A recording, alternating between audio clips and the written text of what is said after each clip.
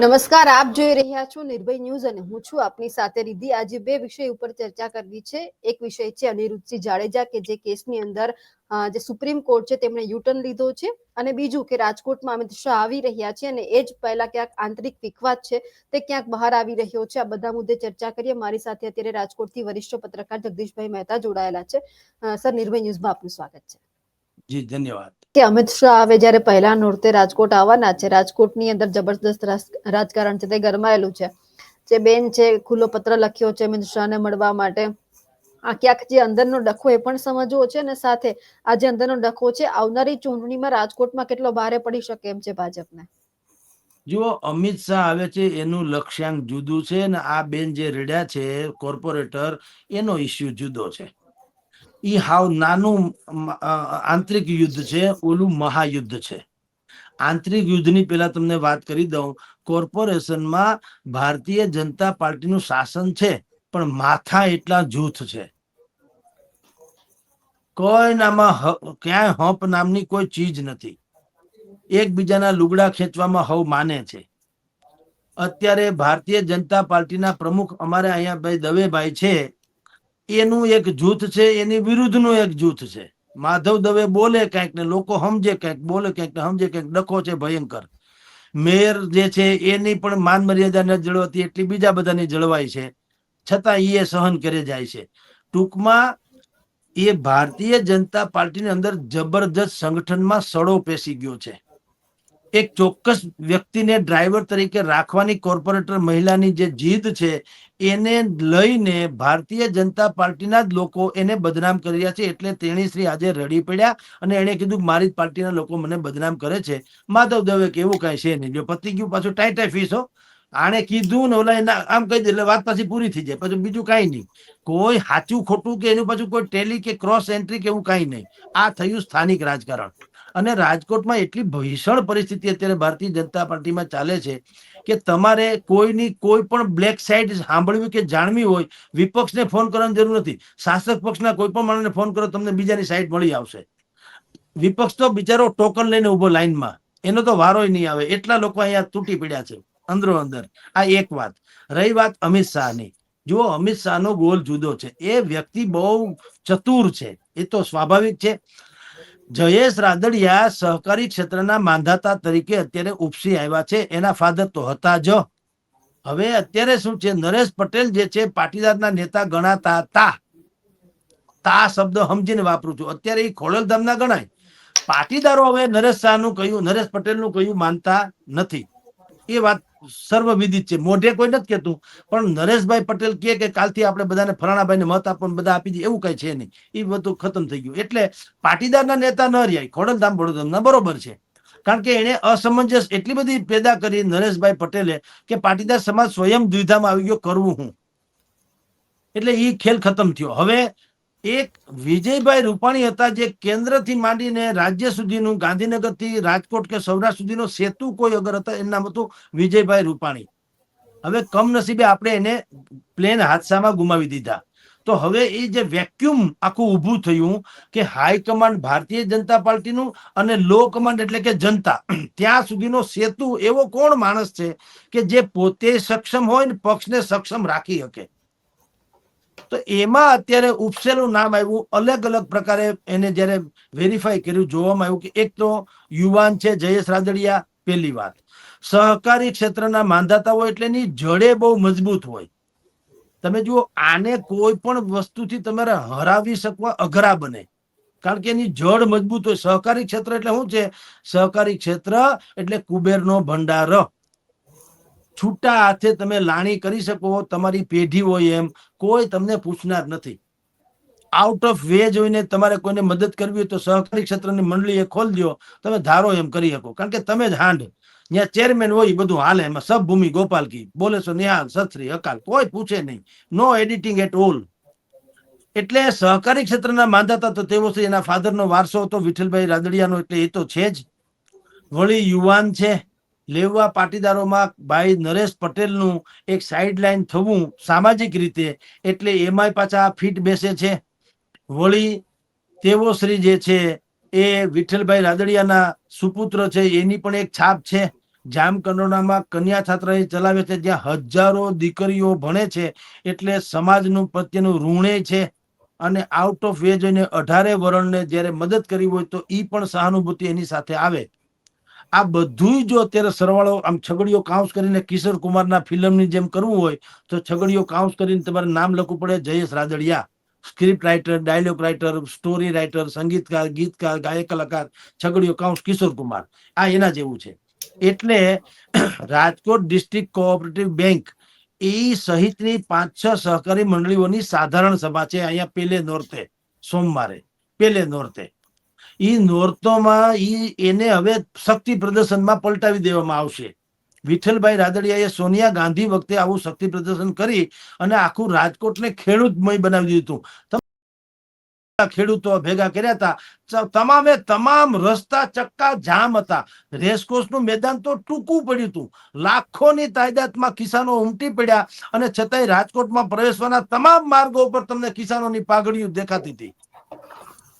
આવું ચક્કાજામ ભૂતકાળમાં ક્યારેય કોઈ કરી શક્યું નથી, ભવિષ્યમાં કોઈ કરશે કે કેમ એવી સંભાવના હતી. એ તક જે છે એ એના જ દીકરા જયેશભાઈ રાદડિયાને મળે એવી સંભાવના છે. અને આપણા સુધી જે વાવડ છે એ હાવડા એ જુઓ તો એ કઈ પાછી પાની નહીં કરે, કારણ કે જેટલું વિશાળ શક્તિ પ્રદર્શન કરશે એટલી એની છબી મજબૂત બનશે. એટલે સહકારી ક્ષેત્રના આધારે એ સંમેલન થવાનું, સંમેલનમાં લાખો લોકો આવવાના અને સહકારિતા મંત્રી હોવાના, કેન્દ્રીય મંત્રી હોવાના નાતે અમિત શાહ ને આવવાના. અમિત શાહને બીજું કાંઈ નથી, એને તું નહીં તો તારો ફોટો પણ ચાલશે, ફોટો નહીં ફોટો કોપી પર ચાલશે એવું છે. હું નહીં તો તું પણ મારા કયામાં રહેજો એમ.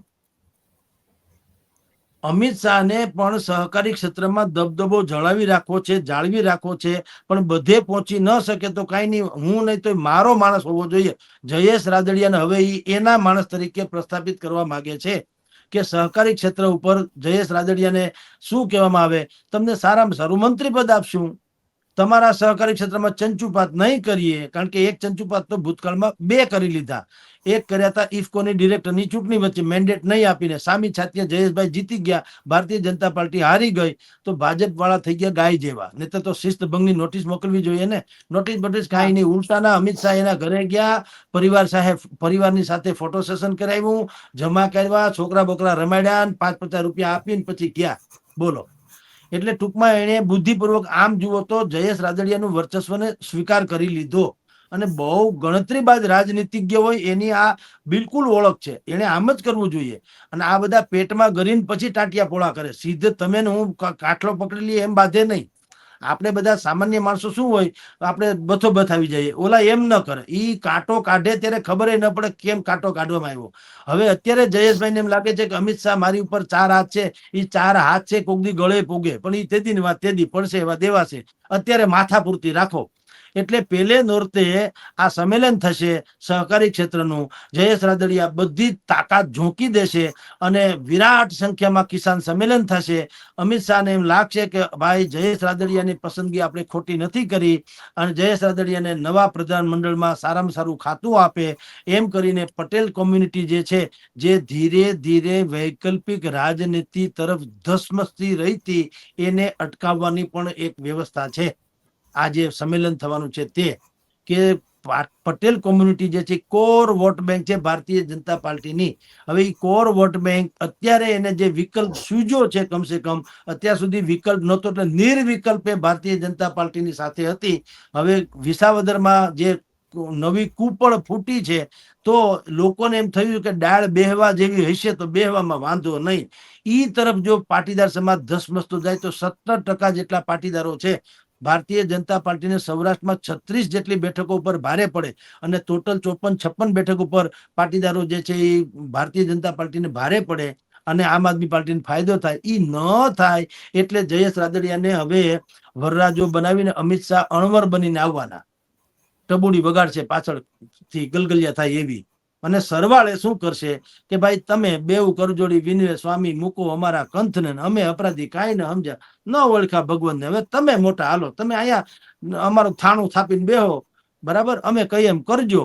આવી સ્થિતિમાં આમ આદમી પાર્ટી લાભ ન લઈ જાય અને ટોટલી લોકો ખેડૂત માલધારી આમાં દૂધ મંડળીઓ પણ છે, એટલે માલધારી હા પશુપાલકો, પાટીદારો, ખેડૂતો એ બધા ભારતીય જનતા પાર્ટીને સાંગોપાંગ સમર્થન આપી શકે અથવા તો ચાલુ રાખે એવી ગણતરીના ધ્યાને લઈને પેલા નોરતે મહાસંમેલન થવા જઈ રહ્યું છે કિસાનોનું અને સહકારી ક્ષેત્રનું. ઈ સંમેલન જો કામયાબ થશે તો પ્રધાનમંડળમાંથી કંઈક ના ગરબા ઘરે આવી જશે. જી બેન. જગદીશભાઈ, સૌથી પહેલા તો જે રીતે અનિરુદ્ધસિંહ રીબડા કે એમના કેસની અંદર સુપ્રીમ કોર્ટે જે યુટર્ન લીધો છે, આજે 8 વાગ્યા સુધીમાં એમને હાજર થવા માટેનો હુકમ કરવામાં આવ્યો છે, આખા કેસને આપ કઈ રીતે જોઈ રહ્યા છો? તમાશો, તમાશાની જેમ એસા ભી હોતા હૈ. ચમત્કારો આજે થાય છે, એ જોવાનું છે. આપણી અદાલતોમાં લાખો કેસ તારીખ પે તારીખની રાહ જોવામાં વર્ષોથી પેન્ડિંગ છે, અને આવા હાઈ પ્રોફાઇલ કેસમાં T20ના ક્રિકેટ મેચની જેમ દડે દડે સ્થિતિ પલટાય એવી રીતે પળે પળે સ્થિતિ પલટાઈ રહી છે. તો તમાશો ને બીજું શું? આપણે મશહૂર હાસ્યકાર હરસુર ગઢવી કહેતા કે હે માનવી, તારે ભૂત જોવું છે તો આયનામાં એટલે અરીસામાં જુઓ. એમ એમ આપણે પણ કેવું પડે કે હે જનતા, તમારે અરાજકતા જોવી છે, અરાજકતા, તો તમે તંત્ર સામું જુઓ. અરાજકતા કોને કહેવાય એ ખબર પડશે. તમે જે પોપટ લાખા સોરઠિયા કેસ, ચર્ચિત કેસ છે ગોંડલનો, 15મી ઓગસ્ટે જેનું ઠામ મારી નાખવામાં આવ્યા આમ પોઈન્ટ બ્લેન્ક રેન્જથી, એ કેસમાં અનિરુદ્ધસિંહ જાડેજાની ટાડા હેઠળ ધરપકડ થઈ અને આજીવન કેદની સજા થઈ. 15 વર્ષ સજા ભોગવી, 3 વર્ષના ફરાર પછી, અને પછી બીજા એક કેસમાં અમિત ખૂંટ રીબડામાં, અમિત ખૂંટ હત્યા કેસમાં એનું નામ ખુલ્યું ત્યારથી ઈ અને એના દીકરા રાજદીપસિંહ ફરાર છે. હવે તમે વિચાર કરો, આ બધી ઘટના બહુ જગજાહેર છે, પણ કહું કેવું બધું ચાલે છે જીવનમાં. એક તો પોપટ લાખા સોરઠિયાની હત્યા કેસમાં અનિરુદ્ધસિંહે આજીવન કેદ 15-17 વર્ષ ભોગવા પછીથી એને માફી આપવામાં આવી જે તે સમયના રાજ્યના પોલીસ જેલ વડા જે TS બિસ્ટ તરફથી, કે ભાઈ હવે તમે રાજી છૂટી જાઓ, હાલો. છૂટી ગયાના 7 વર્ષ સુધી પોપટ લાખા સોરઠિયાના પરિવારજનોને વાંધો નહોતો. અને છૂટી એટલે TS બિસ્ટે સત્તાનો દુરુપયોગ કરીને છોડ્યા એવું નથી, અથવા તો અતિ ઉપયોગ કરીને છોડ્યા એવું નથી. એને બુદ્ધિપૂર્વક જે કાર્યવાહી ઓન રેકોર્ડ કરવી ઘટી બધી કરી. જે તે સમયના પોલીસ વડા, જે તે સમયના જિલ્લા પોલીસ વડા, જે તે સમયના જેલ અધિક્ષક, જે તે સમયના કલેક્ટર, જે તે સમયના આરોપીના ફરિયાદીના જે સંબંધિત સંલગ્ન હોય એ લોકો, આ બધાની રાય લીધી કે આને અમે લોકો હવે માફી આપીએ, તમને વાંધો નથી ને. નો ઓબ્જેક્શન સર્ટિફિકેટ જેને કહેવાય ને, એના જેવું બધાએ મંજૂરી આપી કે ભાઈ આને તમે છોડી મૂકો અનિરુદ્ધસિંહ જાડેજાને, અમને કોઈ વાંધો નથી. બોલો. હવે એ છૂટી ગયા પછીથી આ બીજો કેસ શરૂ થયો, અમિત ખૂંટ હત્યા કેસ રીબડાનો, અને એમાં એ ફરાર થયા. વળી પાછા તમે જુઓ 7 વર્ષે પોપટ લાખા સોરઠિયાના દીકરા ભાઈ જે છે હરેશ સોરઠિયા, એને ફરિયાદ કરી પુત્ર. કે આને આજીવન કેદની સજા માફી છે, એ ખોટી છે, તમે એને જેલમાં પૂરી દો, એની સજા એને કાટવા દો. સુપ્રીમ કોર્ટે માન્ય રાખી અરજી અને એને આદેશ કર્યો કે 8 અઠવાડિયામાં તમે લોકો સરેન્ડર થઈ જાઓ, અને સરકારને કીધું કે એ સમિતિ રચો કે તમે TS બિસ્ટે જે તમને સજા માફી આપી છે એને કન્સિડર કરો છો કે કેમ, એનો રિપોર્ટ તમે અમને કરો. કન્સિડર એટલે તમે માન્ય રાખો છો કે કેમ. જો તમે માન્ય ન રાખો તો આજીવન કેદ એને થાય, માન્ય રાખો તો છૂટી જાય. બરાબર. આ 2 પ્રકારના આદેશ કરેલા. એ આદેશને અનુસરીને આપની જાણ કરતા સરેન્ડર થવાની તૈયારી હતી, અને ગઈકાલે એનો અંતિમ દિવસ હતો 18મી સપ્ટેમ્બર, નરેન્દ્ર મોદીના જન્મદિવસના બીજા દિવસ. હવે એ સરેન્ડર થવાના હતા, છૂટકો તો નહોતો. સરેન્ડર પાછું ક્યાં થવાનું હતું? ત્યાં પાનના ગલે નતું થવાનું, થવાનું તો અદાલતમાં. જુનાગઢ જેલ. એટલે રાજકોટની ક્રાઇમ બ્રાન્ચથી શરૂ કરો તો જુનાગઢ જેલ સુધીનો આખો કોરિડોર જે છે એ ખાખી કોરિડોરમાં પલટાઈ ગયો હતો. ગમે ત્યાંથી બાપુ આવે ઉપાડી લ્યો, બીજી વાત નહીં. શું કામ? અમિત ખૂંટ હત્યાકાંડમાં એનું નામ છે FIR માં, તો અમારે એમ કે એની સઘન તપાસ કરવી છે. પણ તમે જુઓ, અત્યાર સુધી પોલીસને કાંઈ, એને અત્યારે જેને આપણે ફરાર શબ્દ વાપરીએ છીએ ત્યાં સુધી પોલીસને કાંઈ વાંધો નથી. ગોતવાની કોશિશ ચાલુ છે એમ ચોપડે કે છે. ક્યાં કોશિશ કરી? મને તમે કયો જી. તમે કોઈ રિપોર્ટ ભર્યો? તમે ક્યાં ગયા ને ક્યાં ન મળ્યા? અનિરુદ્ધસિંહ મને કયો. બોલો. તો આ પોલીસ કામની પણ હું, જો આવી બુડથલ પોલીસ હોય તો ભગવાન બચાવે આનાથી. આને પગાર દેવો શું કામ જોઈએ? મને ને તમને જો અનિરુદ્ધસિંહ મળી જતા હોય અને પોલીસને ન મળે તો એ કામનું હું મને કયો? સીસીટીવી કેમેરા જો બંધ થઈ જતા હોય તો એ ટાંગવાનો અર્થ હું? એવી રીતે આ એક સંતા કુકડીની રમત ચાલે છે. આપણે બચપણમાં રિધિબેન એક રમત આવતી હતી, થપ્પો દાવ. હા નાના છોકરા એકબીજા હતાઈ જાય, કોક ભાળી જાય એકબીજાને. હું રિધિબેન ને ભાળી જાય, રિધિબેન તમારો થપ્પો, તમે મને મળી જાય, જગદીશભાઈ તમારો થપ્પો. બરાબર. એમ ગઈકાલે પોલીસ છે ને એ અનિરુદ્ધસિંહ નો થપ્પો કરવા હાટુ તૈયાર હતી. રાજકોટ થી જુનાગઢ સુધી ભાડ્યો નથી, અનિરુદ્ધસિંહ થપ્પો કર્યો નથી. અનિરુદ્ધસિંહ આવ્યા નહીં, એને બુદ્ધિપૂર્વક વ્યવસ્થા કરી. હતા ઈર્દ ગિર્દ, કારણ કે રજૂ તો થવાનું હતું, એ તો ફિક્સ સ્થળ હતું. જુનાગઢમાં રજૂ થવાનું હતું, નક્કી હતું, એમાં તો કોઈ ફેર વગરની વાત હતી. તો ક્યાં રજૂ થવું હોય તો કઈ ઓનલાઈન તો થવાનું હતું નહીં. હા થવાનું તો ડિજિટલી નતું, ફિઝિકલ હતું ને. તો physical એનો હતા, અર્થ એક તો નક્કી છે ને કે હતા નજીકમાં તો જ થઈ શકે ને. હા હવે નજીકમાં હતા તો પણ કોઈએ એનો થપ્પો ન કર્યો પોલીસે, કારણ કે હમ હતાયેલા હતા. પછી અનિરુદ્ધસિંહે શું કર્યું? એના વકીલ થ્રુ અદાલતમાં ગયા કે ભાઈ આ બધા અમને પકડીને હેરાન કરવા માંગે છે, અમારા અસીલને અન્યાય કરવા માંગે છે. જુઓ તો ખરા મજા. જે અસીલ, જેની ઉપર મર્ડરનો આરોપ છે, એ અસીલને અન્યાય ન થવો જોઈએ. એટલે અદાલતે કીધું કે વાત બરાબર છે, 7 દિવસની મહેતલ આપવામાં આવી, અસીલને અન્યાય ન થવો જોઈએ. હવે એ 7 દિવસની મહેતલ મળી ગઈ એટલે અનિરુદ્ધસિંહે પોલીસને થપ્પો આપ્યો, તમે થપ્પો જવા દો, તમારો મેળ ન પડ્યો. મેચ થઈ ડ્રો. આખી રાત 12 વાગ્યા સુધી ઉત્તેજના સભર બધા રાહ જોઈ રહ્યા કે અનિરુદ્ધસિંહ હાજર થવાના કે નથી થવાના, થશે તો ધરપકડ થશે કે કેમ. એ બધું જોયા કર્યા બધાય, અને એનો મેળ પડ્યો નહીં. હવે બધાને એમ હતું કે હવે તો 7 દિવસનો મહેતલ છે એટલે તો અનિરુદ્ધસિંહ જીત્યા ગણાય. આમ જુઓ તો એને રાહત મળી ગણાય જીતા એટલે. હવે 7 દિવસમાં ગમે ત્યારે કોઈ ભાળે નહીં, કોઈ એનો થપ્પો ન કરી જાય, એ બાને અદાલતમાં જઈને કે ભાઈ હું આવી ગયો, વાત થઈ ગઈ પૂરી, જીતી ગયો. પણ એમાંય પાછું ટ્વિસ્ટ આવ્યું. બોલો, રાતે હુતા તો એ અનિરુદ્ધસિંહના ફેવરમાં વાતાવરણ હતું, ઉઠ્યા ત્યારે પલટી ગયું. બોલો, બિલકુલ વળી પાછું એ જ સુપ્રીમ કોર્ટે કે ના ના ના ના, હવે ગઈકાલનો આદેશ કેન્સલ, અત્યારે તમે ભળી જાઓ, કોઈ પૈસા આજ રાત સુધીમાં થપ્પો કરી આવો, જાઓ અદાલતમાં. હવે તમે વિચાર કરો, પાછું એનો એ હાલત થઈ ગઈકાલે હતી એવી જ. અનિરુદ્ધસિંહ અદાલતને થપ્પો આપે છે કે પોલીસને થપ્પો આપે છે કે પોલીસ અનિરુદ્ધસિંહ થપ્પો આપે, એ પાછી આજે પાછી થપ્પો દાવ શરૂ થવાનો રાતના. મોટા ભાગે તો જો કઈ ગોઠવણ.com નહીં થાય તો અનિરુદ્ધસિંહ હાજર થઈ જશે અને મેચ ક્યાંક એવો વચલો રસ્તો કાઢશે.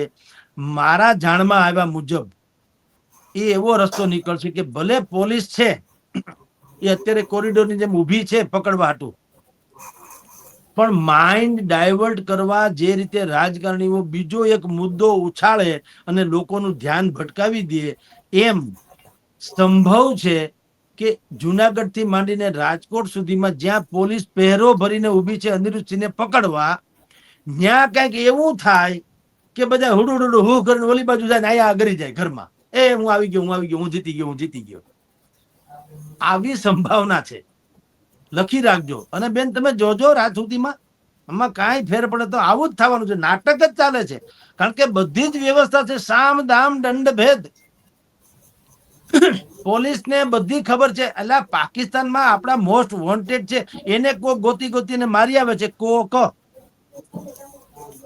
જ્યાં તમને મળી જાય છે, અનિરુદ્ધ નથી મળતા. બોલો, તો આપણે કઈ હું પાગલ છીએ? ભલેની કાયદાની પરિભાષામાં જે હોય તે આપણે ક્યાં એની વિવેચના કરીએ છીએ.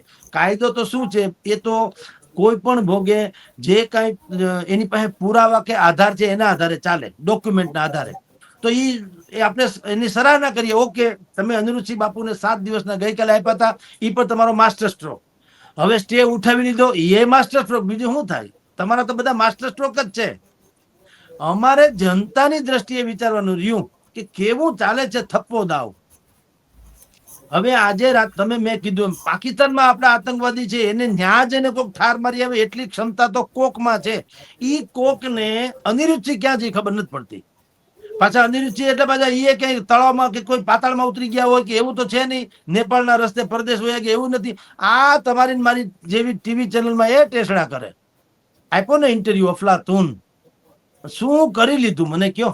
ભલે ગમે ત્યાં આપ્યો હોય, પણ એને તો ટૂંકમાં અરસપરસ ખબર તો છે ને.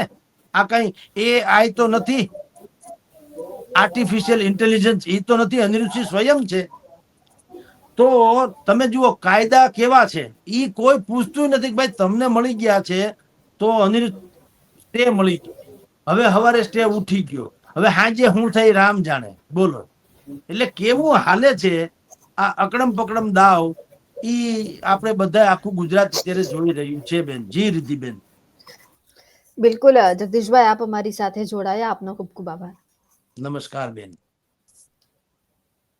અમારા અહેવાલને લઈને આપનું શું માનવું છે કમેન્ટ કરીને ચોક્કસથી જણાવજો. સાથે જ અમારી નિર્ભય ન્યૂઝ ચેનલને લાઇક, શેર અને સબસ્ક્રાઇબ કરવાનું ભૂલશો નહીં. નમસ્કાર.